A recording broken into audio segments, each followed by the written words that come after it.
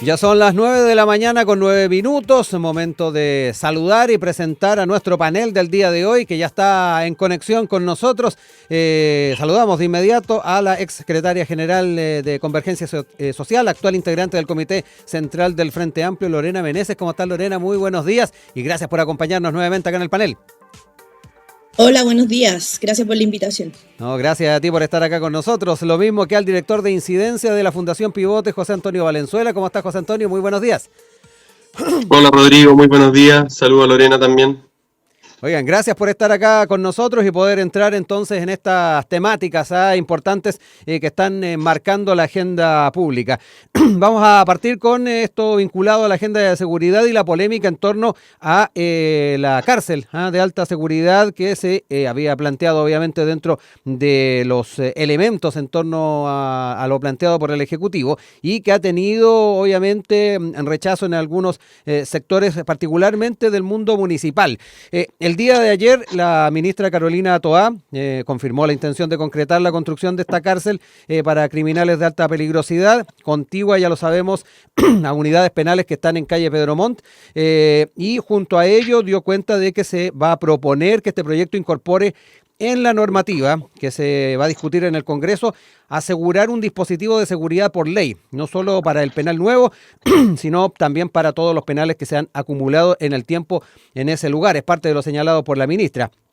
Esto tuvo además como elemento extra el apoyo que tuvo la posición de la alcaldesa Iracy Hasler de Santiago, también el alcalde Luis Astudillo de Pedro Aguirre Cerda, de parte de parlamentarios del oficialismo en torno a particularmente esta inquietud.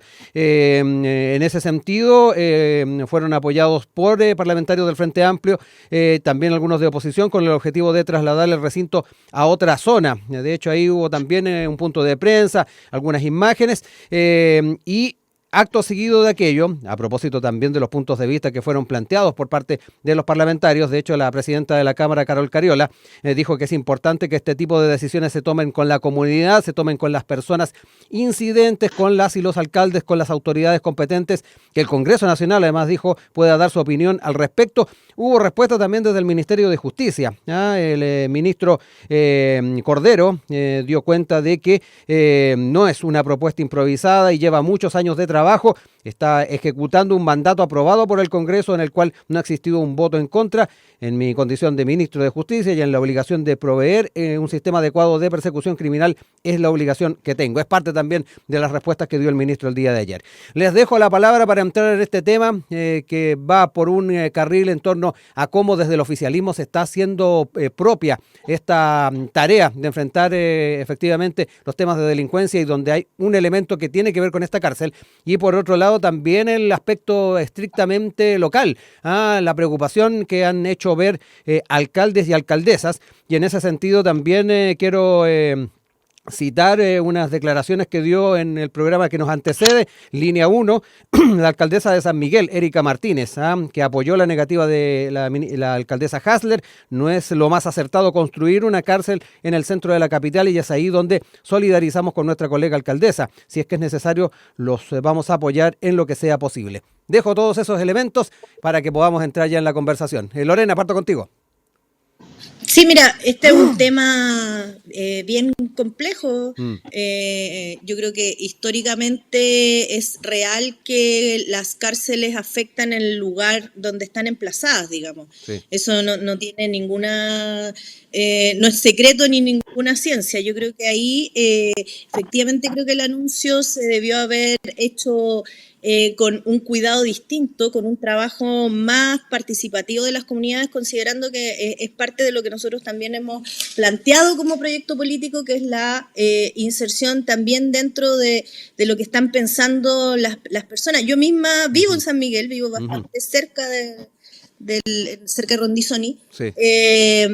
Y me parece que hay que hacer un análisis un poquito más fino de qué es efectivamente este proyecto, en qué consiste, cuáles pueden ser las medidas de mitigación, y entiendo perfectamente que las alcaldes y la alcaldesa Hasler está en contra, digamos. O sea, yo creo que el anuncio no fue de lo más, de la forma en que se anunció creo que no fue la más afortunada, porque también me da la sensación de que se ha privilegiado un poco la tecnocracia por sobre el sentir de las comunidades. Entonces yo creo que el punto de equilibrio entre ambas cuestiones es algo que hay que revisar. Efectivamente, ya como desde un punto de vista más técnico, como decía antes, puede ser que con medidas de mitigación que no se han ejecutado en otras ocasiones y que esta vez sí se logre, pudiera ser algo factible. Ahora, es básicamente, yo lo entiendo como más la ampliación de una cárcel que existe, digamos, más que hacer una nueva cárcel, que eso va a ser otra discusión, que muy probablemente esté en otro espacio, en otro lugar, pero en lo concreto más me da la impresión de que es una ampliación de lo que existe, con medidas de mitigación que pueden ser mucho mejores de las que se han hecho, pero evidentemente creo que aquí falta mucho más trabajo con la comunidad. Sí. José Antonio, también me interesa saber cómo lo has observado tú, particularmente los puntos que se han establecido desde la autoridad, estas medidas de mitigación anunciadas por la ministra Toá, también la insistencia del ministro Cordero en que estas son decisiones que ya se habían tomado incluso con la venia del Congreso Nacional y obviamente la mirada local que ha estado presente con las visiones que habíamos ya observado el día de ayer de la alcaldesa Hasler, del alcalde Astudillo, y que a propósito de esta entrevista que tuvimos hoy día también se suma la alcaldesa de San Miguel. Mira, lo primero yo creo es que hacer explícito algo que todos sabemos. Este anuncio no surge de la nada, surge después de uno de los fines de semana más violentos de la historia reciente de Chile. Lo que yo creo que fuerza en parte a adelantar este anuncio y adelantar los contenidos que se estaban trabajando a nivel ministerial. Entonces yo creo que eso explica quizás alguna cuota de improvisación que se ve en la forma en que se hace el anuncio y también en la poca cohesión que mostró el oficialismo en las reacciones. Lo segundo es que anuncios como este van a generar este problema siempre. Nadie quiere tener una cárcel de alta seguridad, nadie quiere que los presos más peligrosos del país estén ubicados en su comuna, es un imposible, lo mismo cuando se quiere poner un relleno sanitario, o sea, estas son conversaciones donde la reacción local y de las alcaldías como esta se puede esperar sea cual sea la decisión que se tome. Si hubiera puesto a las afueras de la ciudad, probablemente el reclamo habría sido el mismo, que somos siempre las comunas que están en la periferia, las perjudicadas por la toma de decisiones. En este caso le tocó a Santiago, y la verdad es que lo que yo he escuchado, al menos sin ser experto, es que presenta una serie de beneficios el tener a los reos de alta seguridad o a los reos más peligrosos cerca de donde están el sistema penitenciario, el sistema de justicia, donde están los tribunales. Hoy tener cárceles muy alejadas del centro de tribunales, por ejemplo, te genera ciertos desplazamientos y traslados de reos peligrosos que logísticamente son súper complejos. Entonces, por ahí hay algunas de las razones que la ministra Toá ha estado esbozando y que yo creo que vamos a conocer cuando se empiece a tramitar el proyecto de ley. Lo que sí llama la atención, y yo creo que conecta un poco con lo que dice Lorena, es la exención que se está planteando para la tramitación de esta cárcel de ciertos procedimientos de evaluación de impacto ambiental, que son normalmente donde ocurren las conversaciones ciudadanas, donde hay procesos participativos, todo lo que nosotros conocemos que implica el proceso de evaluación de impacto ambiental. No es solo ambiental, ahí participan las comunidades, se opina, participan también los alcaldes, los consejeros regionales, gobernadores, y se tiene este diálogo comunitario respecto a los reparos que pueden tener en el fondo las comunidades sobre que se instale un proyecto como este a su alrededor. Sí. Y ahí uno se hace la pregunta, yo lo he leído en varias cartas, en medios de comunicación, en diarios, sobre si es que este proyecto en particular se puede eximir de esa normativa ambiental y social y de estos procesos participativos. ¿Hasta qué punto responde a las características de este proyecto o hasta qué punto es porque tenemos quizás procedimientos excesivos y esta lógica se podría aplicar para una multiplicidad de otras cosas? Y como tenemos un procedimiento que es excesivo, que se ha vuelto burocrático a un nivel que las mismas autoridades confiesan que los exaspera, ¿hasta qué punto no podemos generar un procedimiento que sea razonable para todos? Y lo que termina pasando es que cuestiones complejas como estas, que debiesen tener un proceso de participación, quedan eximidas por completo de todo tipo de control y todo tipo de supervisión de parte de las autoridades. Bueno, aquí nos encontramos también con el cariz de urgencia que asume particularmente las medidas que están al alero de esta agenda de seguridad, tal como también lo planteabas tú, José Antonio, a propósito de los lamentables eventos que finalmente antecedieron estas decisiones. Dentro de lo que aparece en medios el día de hoy, ya que también tocábamos el tema de los procedimientos, en el Mercurio se señala que según la normativa vigente, el Ministerio de Justicia envió un oficio a la cartera de vivienda para que se dé continuidad con los trámites administrativos en materia de urbanismo. La ley pide un informe a las municipalidades involucradas en la ampliación, el cual debe ser evacuado en un plazo de 15 días. Sin embargo, dice el Mercurio, desde Vivienda indicaron ayer que en conjunto con Justicia tienen que elaborar una propuesta de cambio de plan regulador para Santiago, parte de los elementos que están acompañando también esta decisión. Lorena, te dejo ahí la palabra para entrar en parte también de las temáticas que ha dejado entrever José Antonio, y además un poquito también quedarnos con esta mirada que también ya lo adelantabas en torno al perfil ciudadano a la hora de ir analizando la pertinencia de algunos procedimientos y particularmente de decisiones.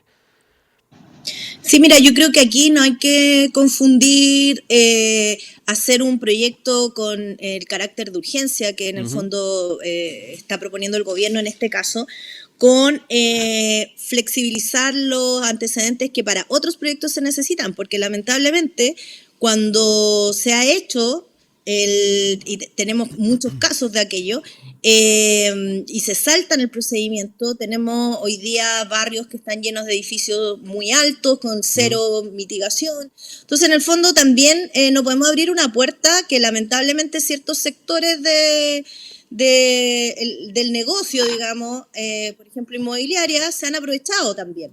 Cuando, por ejemplo, se saltan el estudio de impacto ambiental y solamente dan una declaración de impacto ambiental, que es bastante que cumplir con toda la normativa, y de eso tenemos lleno en la zona sur.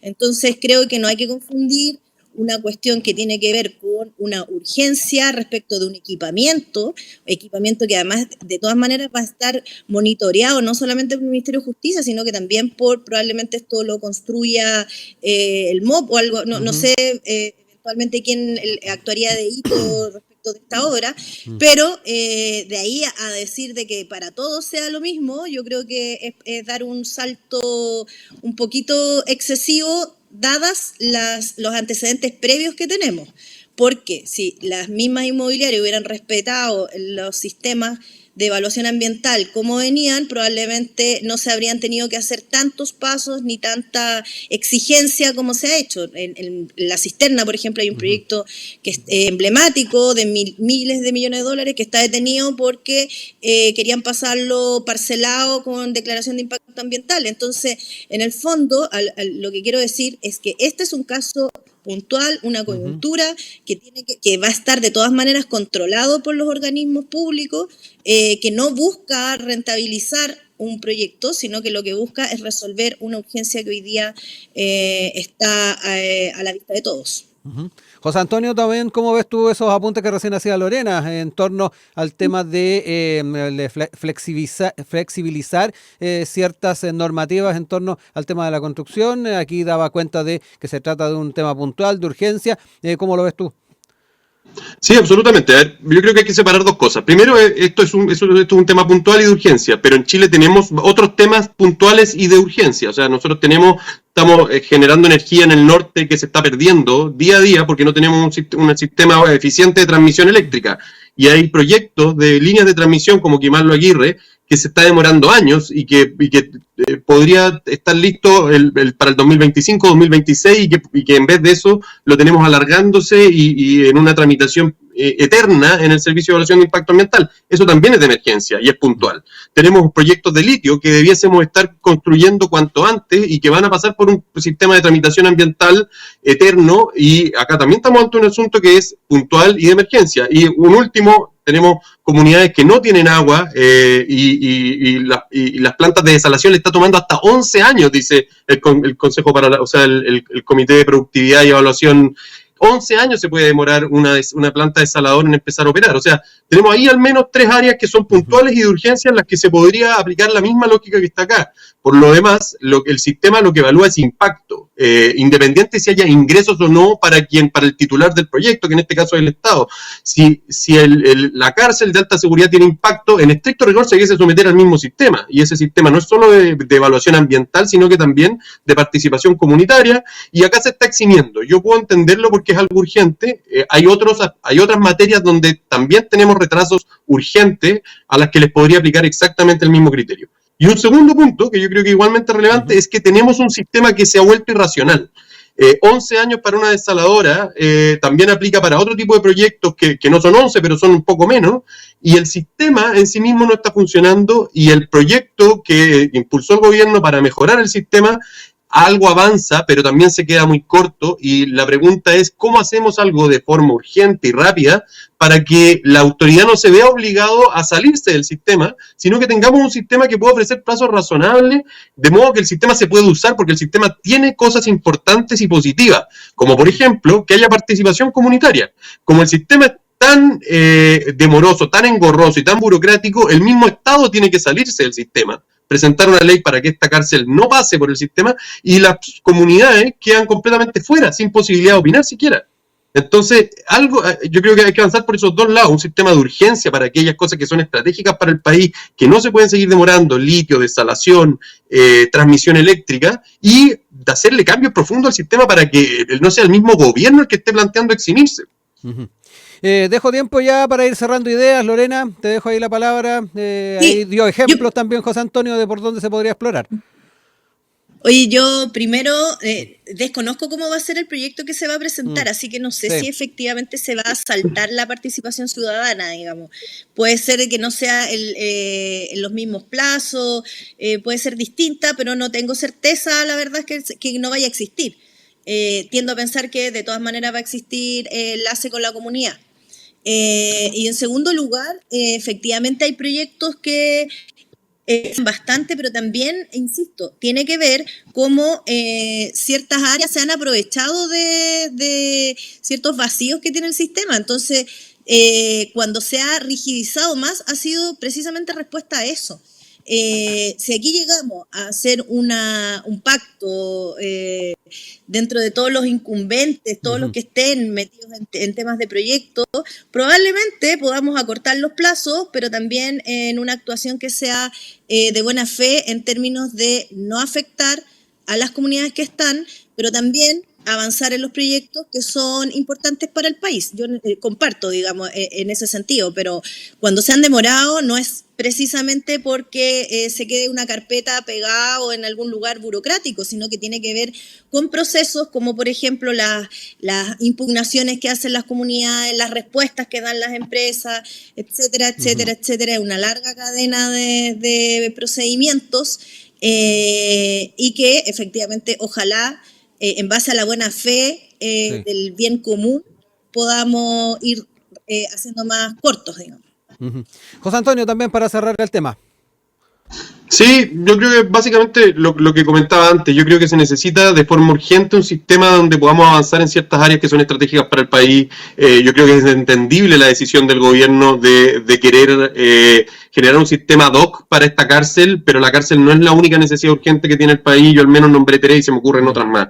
Y al mismo tiempo creo que necesitamos un sistema de evaluación ambiental pensado distinto, donde nosotros como Pivote siempre hemos propuesto un sistema de evaluación en 2 etapas, que la primera etapa sea una etapa eminentemente política y ciudadana, donde las comunidades y las autoridades puedan determinar si el proyecto eso no es viable en una zona en específico. Una vez determinado eso, podemos avanzar en la evaluación técnica, ambiental, las medidas de mitigación, pero las empresas y los titulares, el problema principal que tienen es que tramitan un proyecto 6-7 años y al año 7 le pueden decir, ¿sabe qué? El proyecto en verdad no es viable. Eso es lo que tenemos que evitar. Si un proyecto no es viable, que se sepa el año 1. Y eso yo creo es lo que podría permitir una evaluación en 2 etapas como la que nosotros desde Pivote hemos venido promoviendo. Ya son las 9 de la mañana con 32 minutos de regreso acá en nuestro panel del día de hoy en Enlace USACH con José Antonio Valenzuela, director de incidencia de Fundación Pivotes, y Lorena Meneses, ex secretaria general de Convergencia Social y actual integrante del Comité Central del Frente Amplio. Cambiamos de tema, nos quedamos en todo lo vinculado a la elección de octubre y particularmente el veto que fue presentado por el Ejecutivo. Dentro de aquello, importante ir dando cuenta de cuáles fueron los elementos fundamentales que estuvieron presentes en la propuesta del Ejecutivo, que fueron presentadas además por el ministro Álvaro Elizalde. El veto repone la multa a todos los electores por no concurrir a sufragar, se cifra en 0,5 UTM. Además, la iniciativa que impulsa el Ejecutivo busca restituir el feriado irrenunciable para el domingo 27 de octubre. También añade un proyecto, la rebaja del reembolso para candidatos y partidos políticos, insistiendo en la disminución propuesta por el Ejecutivo. También hay mejoras en la regulación de la propaganda electoral. Al respecto, el ministro explicó que la esencia de este proyecto, de este veto, al proyecto de elección de 2 días contenía 3 ideas fundamentales. Lo que es consagrar la sanción en caso de incumplimiento de obligación de votar, permitir excepcionalmente este año que se realizaran las elecciones en 2 días y también la rebaja al aporte en las campañas. Un tema que además, y lo han destacado algunos medios, tuvo ahí algunos apuntes por parte de parlamentarios, porque dentro del proyecto también se propusieron algunos cambios. Algunos parlamentarios dieron cuenta de algunos errores. Por ejemplo, esto lo consigna la tercera, observaciones del mandatario eximían de la multa por no votar a cualquier embarazada independiente que estuviera en una fase muy preliminar de gestación. Ello obligó, entre otros elementos, al Ejecutivo reingresar el veto y finalmente poder ya discutirlo propiamente tal. José Antonio, parto contigo en esta oportunidad para entrar en esto que además se ha dilatado bastante en el tiempo, obviamente generando inquietud en el electorado respecto a con qué escenario se va a encontrar en la elección de octubre, y con esto por lo menos se ha estado dando algunos pasos para dar un poquito más de tranquilidad al electorado y también de reglas claras. Sí, totalmente, Rodrigo. Yo creo que, ha sido lamentable la polémica que se generó en torno a esto. La verdad es que este era un proyecto relativamente sencillo que respondía a un tema técnico de la dificultad que iba a haber para votar en las horas en un solo día, dado la cantidad de personas que iban a ir a votar y el tiempo que demora por persona. Y yo creo que por un aprovechamiento político que es lamentable, se entrampó, se enturbió el debate, se transformó en un debate ya no sobre las elecciones en 2 días, sino sobre poner en tela de juicio el voto obligatorio, que recordémoslo, el voto obligatorio está consagrado constitucionalmente, o sea, una ley no puede poner en tela de juicio esa discusión. Yo creo que es perfectamente razonable tener el debate, pero hay que tenerlo donde corresponde, y eso es como una reforma constitucional.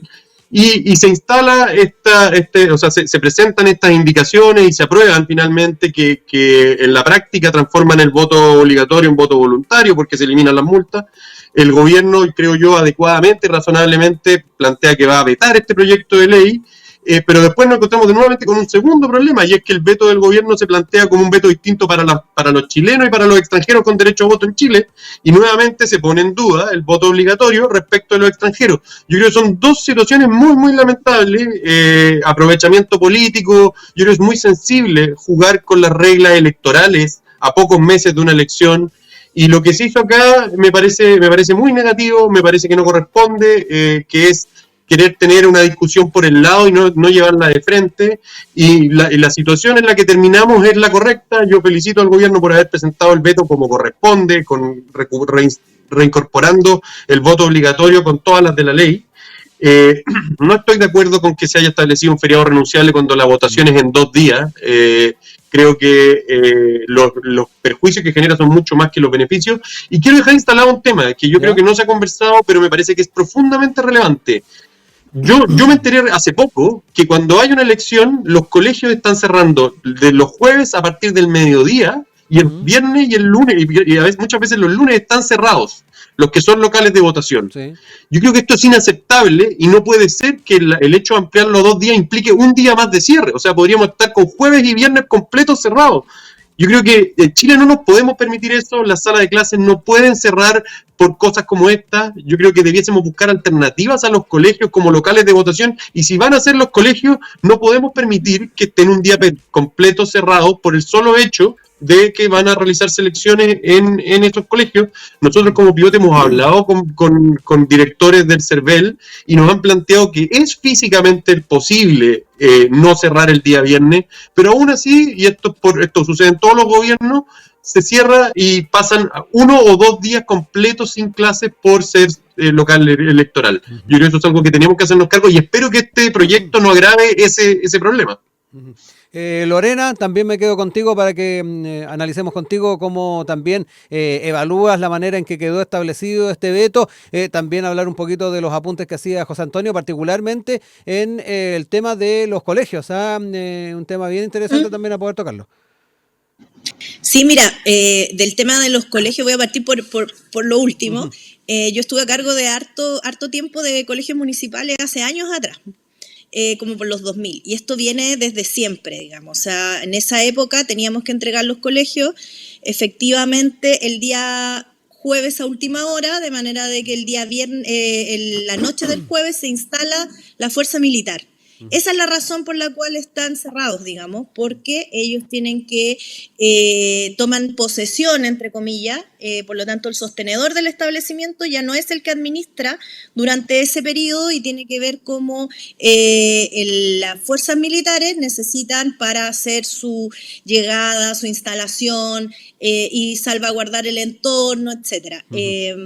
Efectivamente yo creo que se pueden reducir esos tiempos, pero me da la sensación de que no ha habido como tampoco la voluntad de hacerlo, en términos de que, como les digo, es una solicitud que hace el ejército, digamos, que son los que toman posesión de esos recintos en esos momentos. Yo me imagino que el que sea 2 días no va a influir en que esté más tiempo cerrado, porque no tiene que ver con que sean más días la votación, tiene que ver, insisto, con el ocupar el recinto por parte de la fuerza militar, y después lo tienen que entregar de vuelta, que te lo tienen que entregar en las mismas condiciones en las que el sostenedor se lo entrega a ellos como responsables de la seguridad y de la administración de esos recintos. Por tanto, la verdad es que creo que no tiene nada que ver una cosa con otra. Podrían estar haciéndose votación una semana y la fuerza militar se va a demorar lo mismo en tomar posesión y en entregar, digamos. No tiene relación con aquello. Sí creo que se podría reducir, pero insisto, esto es una cuestión que la solicita el ejército, así que yo creo que ahí tendría que haber una conversación quizás desde el Ministerio de Defensa, en conjunto con CERVEL, etcétera. Ahora, pasando al tema de fondo que estábamos discutiendo, recordar que esto de los 2 días surge de un informe que hace el CERVEL mismo, como iniciativa, digamos. Sí, concuerdo en que creo que haber mezclado los temas en el Congreso, las distintas aristas que pueda tener el tema del voto obligatorio, no fue lo más adecuado, porque confunde a la ciudadanía finalmente, y me parece súper bueno que el ministro Elizalde haya salido claramente especificando qué es lo que consiste el veto, qué es lo que finalmente es lo que se está hoy día discutiendo, y que va a ser lo que va a regir finalmente. Esta es una elección que en octubre no queda nada, digamos, y me parece que acá hubo un acuerdo político en el cual, si bien quedan la multa, digamos, por no asistir, también tiene que ver con que se consigue que sea feriado irrenunciable, porque en definitiva igual es importante que la gente pueda tener la facilidad de poder ir a votar, digamos. No todos trabajan de lunes a viernes, mucha gente trabaja en esos días. Movilizarse es más complejo cuando tú votas, no sé, en San Miguel y trabajas en Las Condes. Entonces es bien difícil que las personas puedan ir a cumplir si es que no hay esta posibilidad de que sea feriado, digamos, porque al final de cuentas, una vez más, un poco pensando en lo que hablábamos en el bloque anterior, dejarlo al libre albedrío de quiénes son los empleadores parece ser de que no es tan sano finalmente, porque se producen abusos también, lo sabemos. José Antonio, te vuelvo a dar la palabra y se hicieron hartos apuntes respecto a tus visiones. Por un lado el tema de los locales de votación, pero también en lo que tiene que ver con esta mirada en torno al feriado en el marco de la elección. Sí, lo de los locales de votación, que bueno, yo creo que estamos de acuerdo. Yo creo que hay que visibilizar este tema, porque son muchos días los que se están perdiendo. Imaginemos que en los últimos años han habido hartos procesos eleccionarios en Chile, entre plebiscitos y elecciones de autoridades, y yo creo que es un tema que todavía es muy poco visible. Me queda la duda, yo estoy menos tranquilo que Lorena, pero me alegra que ella lo interprete así, porque imagino yo que la autoridad toma posesión del local con una cierta anticipación al evento eleccionario. Decían hacerlo el jueves porque es 2 días o 48 horas antes o 72 horas antes del proceso eleccionario. Ahora, si aplicara ese mismo criterio, la toma de posesión debería hacerse el miércoles en la noche, porque el proceso eleccionario parte el sábado. Espero que no sea así. Yo de todo corazón espero que Lorena esté en lo correcto, que no sea necesario, pero al menos la duda a mí me parece que queda. Respecto al carácter irrenunciable o no, yo estoy absolutamente de acuerdo en que no puede quedar al libre albedrío o a la mera voluntad de quien es empleador si sus trabajadores pueden o no pueden ir a votar. Y nunca ha sido así. La verdad que cuando hemos tenido elecciones en días que no son feriados irrenunciables, el derecho del trabajador a ir a votar y que no se le puede entorpecer bajo ningún punto de vista está. Y quienes puedan entorpecer a los trabajadores ir a ejercer su derecho a voto son sancionados y hay formas de lidiar con eso. Lo que no parece tener sentido es que cuando la flexibilidad para ir a votar se extiende a 48 horas, o sea, yo tengo un espacio largo para decir cuándo y para organizarme como empresa, mis trabajadores pueden ir a votar, no parece razonable paralizar dos días todas las actividades, sobre todo el comercio, que ha estado tan golpeado y que le ha costado tanto recuperarse, y los efectos y los daños que genera son grandes. Yo veo que el gobierno, el ministro Marcel, están haciendo un esfuerzo gigante porque se recupere la actividad económica, porque volvamos a crecer, el comercio es importante en eso, y existen alternativas que permiten que las personas puedan ejercer su derecho a voto, y su obligación a voto en este caso, y al mismo tiempo no paralizar el comercio por 2 días. Es muy duro para el comercio un fin de semana completo tener que cerrar. Lorena, nuevamente ahí te entrego la palabra respecto también a estos argumentos cada elección nos encontramos también con este tema de lo que tiene que ver con los empleadores y efectivamente las posibilidades que se dan para que puedan sufragar sus funcionarios, sus trabajadores. Te dejo ahí la palabra a propósito de los apuntes que hacía José Antonio. Sí, yo insisto en el punto anterior, digamos, lamentablemente si esto, o las veces que se ha demostrado que queda al libre albedrío, lamentablemente son las personas más vulnerables las que sufren esta presión por no dejar el trabajo, digamos, y no poder ir a votar. Mira, si finalmente aquí lo que importa es fortalecer la democracia. Y en ese sentido también se avanza en el tema del voto obligatorio, cuando antes la crítica era decir, mira, las personas no están interesadas, no les importa, no van a ir a votar. Tenemos lugares que de verdad tienen muy mala accesibilidad para votar, o sea, tampoco pensemos en nuestro entorno inmediato, en donde vivimos probablemente con buena conectividad, sí, con buena... El ámbito rural, por ejemplo. En el ámbito rural, sectores que de verdad es muy complejo movilizarse para ir a trabajar, pero al mismo tiempo después ir a votar. Entonces, yo creo que lo interesante acá es que si se avanza con el tema del voto obligatorio, avancemos en que las personas no tengan dificultades para poder ejercer su derecho a votar. Por otro lado, además se implementa esto de las multas, por lo tanto, pueda después además poder ir a votar porque tiene el derecho irrenunciable, digamos, es un factor que evidentemente colabora también en este fortalecimiento que es lo que se está buscando, que es el fondo de la política de Estado que se está implementando. Ahora, yo creo que siempre va a existir este tema con el comercio, digamos, y eso es evidente.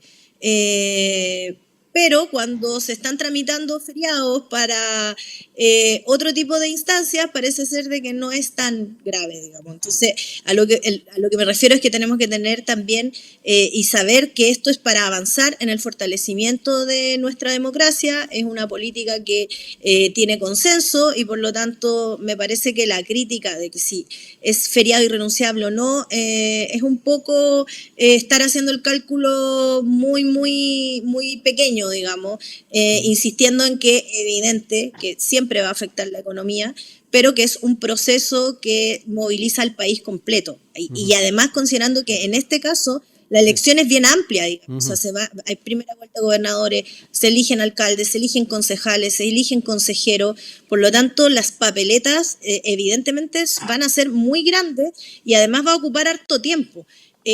Por lo tanto, esto de ese permiso voluntario que antes se apostaba que daban los empleadores, es evidente que en esta no es muy difícil que pueda correr así.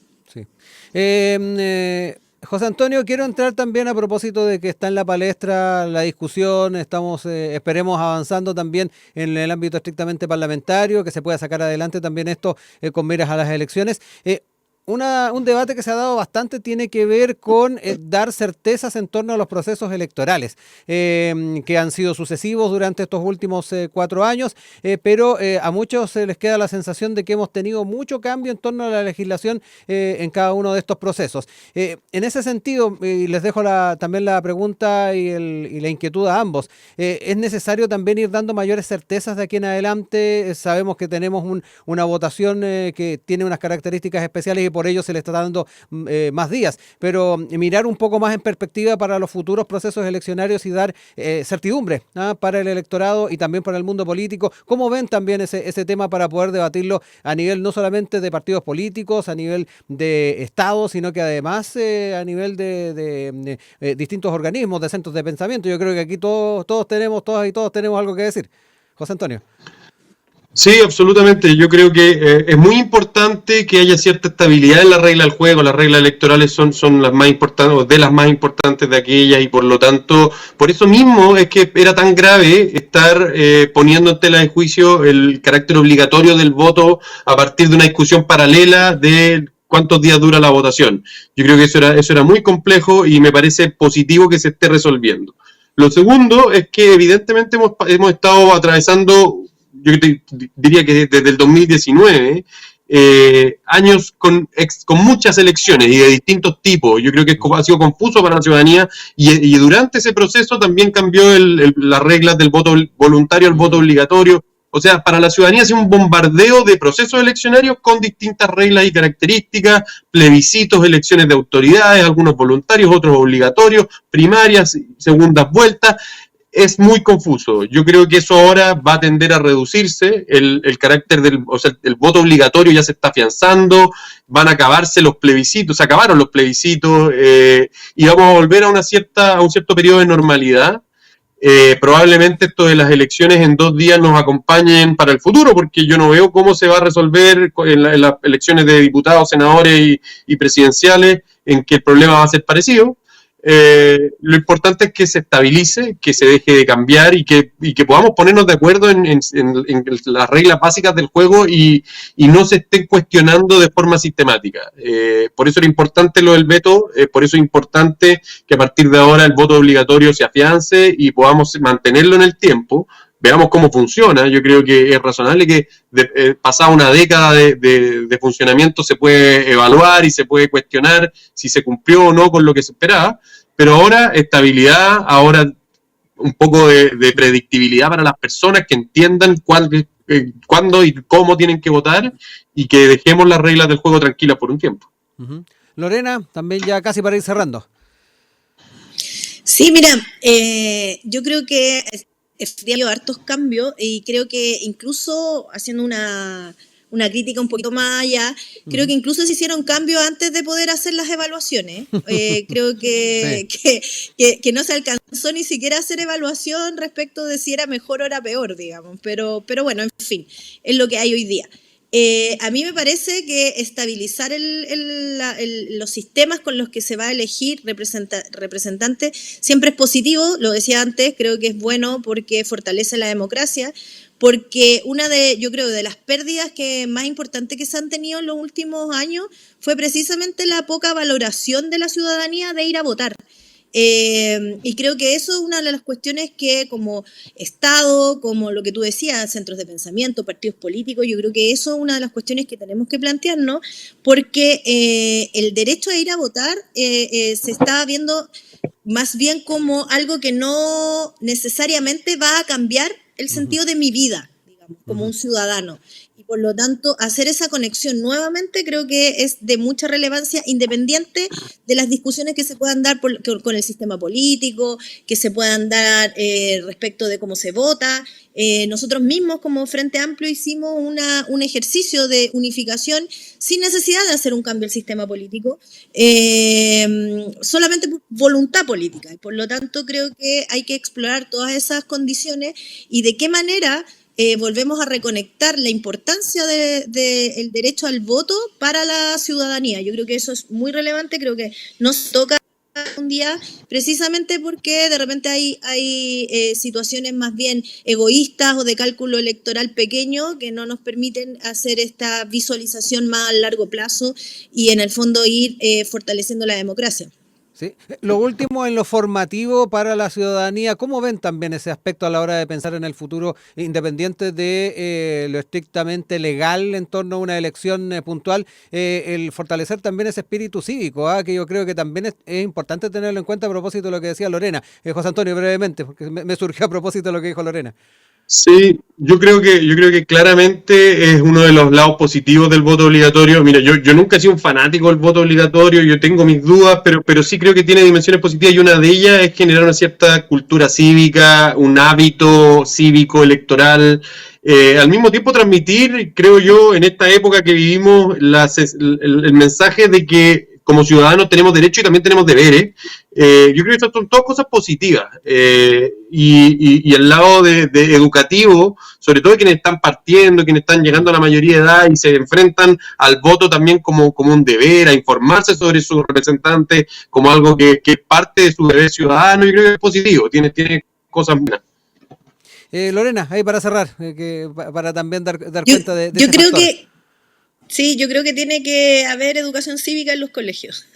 Yo tuve educación cívica y la verdad es que independiente de que tú puedas formar a la ciudadanía a través de la obligación, en el fondo como que va generando un hábito, esto es como, no sé, en la cama, digamos, como es un hábito adquirido. Yo creo que tiene que tener más bien una profundidad del entender por qué lo estoy haciendo y eso yo creo que es abordable desde los colegios. Cuando son las 9:54, no me queda más que agradecerle a nuestro panel del día de hoy, Lorena Meneses, José Antonio Valenzuela. Un abrazo a ambos, gracias por la conversación, por analizar estos temas y nos reencontramos a futuro. Que estén muy bien. Chao, que estén muy bien. Adiós. Chao.